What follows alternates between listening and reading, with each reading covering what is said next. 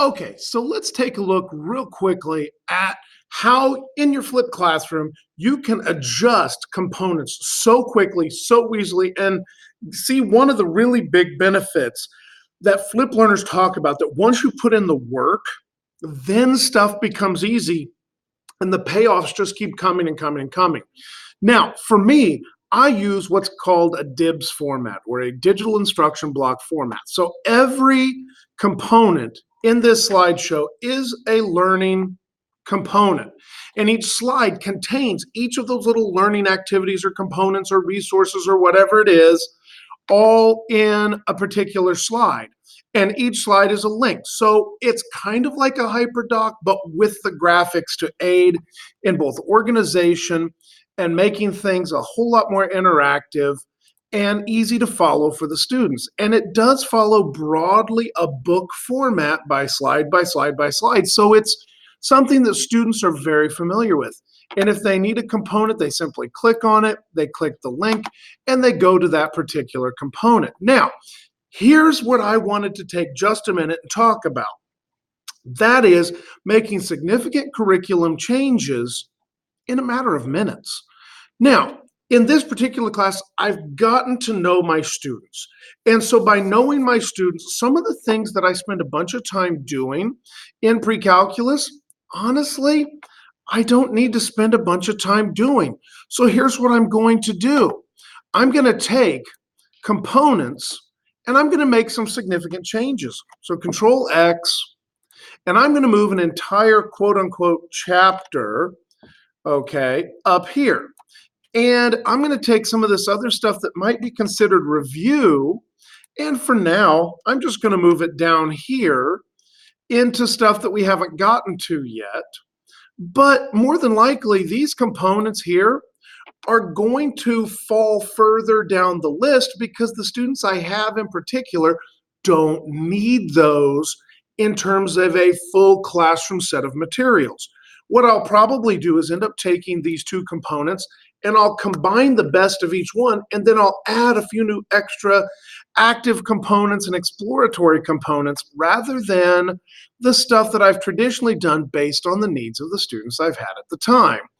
But in this case, I can now move this trigonometry component significantly further up, and we'll get on into stuff that students find more interesting, stuff students need, and there it is. Now it's chapter 2.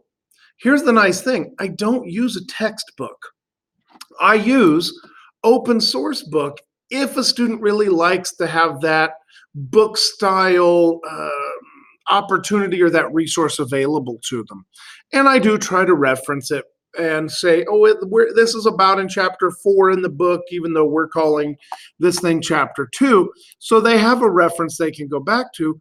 But now that I've built my Flip Learning library, I don't need necessarily the book. We can go right into this, start this trigonometry component with some good stuff. Now, what I'll probably also do is I'll probably add, knowing this class, some of the YouTube videos and some of the introductory opener materials, I'll probably put them right here.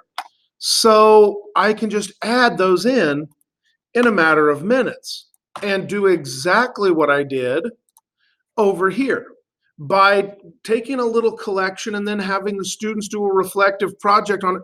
So kind of a primer and get some of that experience to some of those students who may not otherwise have a frame of context for this.